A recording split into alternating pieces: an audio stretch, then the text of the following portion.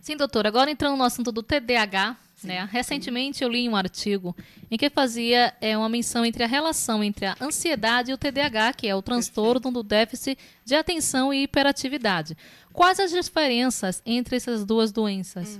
E a relação, né, que os dois têm? Sim. A ansiedade, há uma relação, sim. Quem tem déficit de atenção pode ter uma questão com a ansiedade. E não necessariamente quem tem ansiedade precisa ter o déficit de atenção. O déficit de atenção, propriamente dito, ele é uma questão neurológica. Há quem diga que falta uma proteína entre passar uma mensagem para um neurônio e outro. E há uma ativação muito menor do córtex pré-frontal. A amígdala funciona muito mais. Então, assim, não que ela não tenha atenção, ela tem um hiperfoco, e aí, se ela tiver foco, quiser alguma coisa, ela tem um foco gigantesco. Mas ela perde quando não faz parte do interesse dela. Ganha distração mais fácil. Muito fácil. E nasce com isso ou desenvolve? Então, pela neurociência, nasce com isso. Essa questão que tem uma tendência gigantesca a partir da genética. Porém, se isso é expressado ou não, vai muito do meio. Aí entra uma outra questão. Hoje em dia, essa quantidade de pessoas com déficit de atenção é um CID, uma doença contemporânea. Não se via falar isso antigamente. Sim. Por quê? O excesso de estímulo. O excesso de profissões, o excesso de informações via internet. Você pega aqui, você está vendo coisas do Japão, coisas da China. Aqui, isso tudo no desenvolvimento é muito estímulo.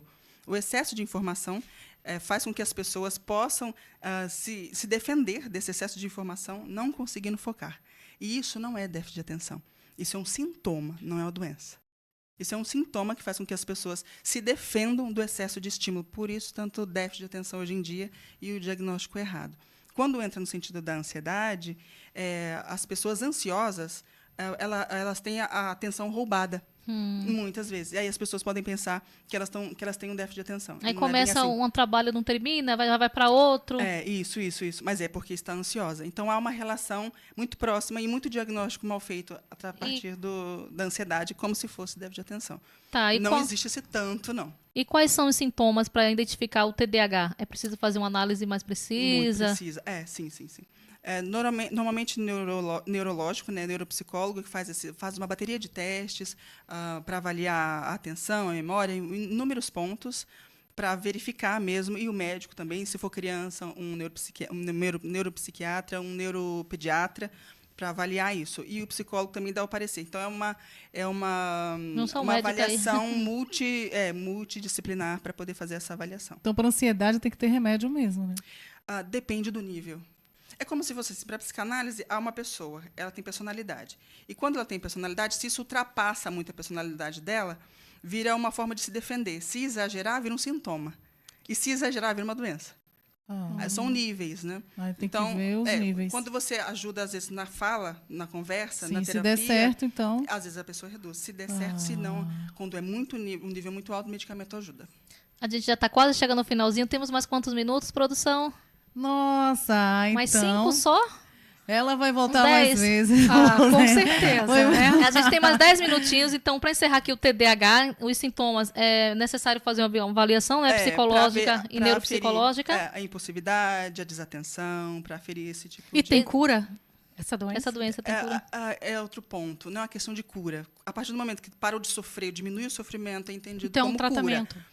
É um tratamento, isso. Quem tem o TDAH vai ter que entrar em tratamento mesmo, não adianta negar, né? Eu tenho algumas amigas senão dá um sofrimento gigante para ela e atrapalha a vida mesmo. Muito. E o TDAH, qual é a relação dele com o toque? Geralmente, quem tem TDAH tem tendência a desenvolver mais o toque ou não tem nada a ver uma doença com a outra? Pode ter uma tendência a desenvolver, sim, porque tanto para a psicanálise, tanto o TDAH quanto o toque é um sintoma para poder não entrar em contato com a própria angústia.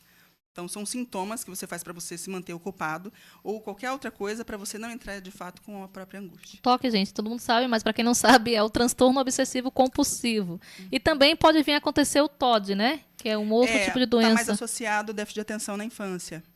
Está bem mais associado. E aí, às vezes, um diagnóstico errado para o TOD, que é um transtorno desafiador opositor, né? Sim. O opositor desafiador, pode estar relacionado, mas, na verdade, muitas vezes a criança tem um déficit de atenção. Aí ela fica tão impulsiva, é tanta energia no corpo que ela não consegue parar quieta, e aí ela não obedece.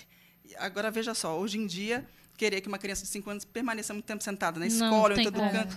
Só tiver com o celular na mão. É difícil. Mudou muito a forma de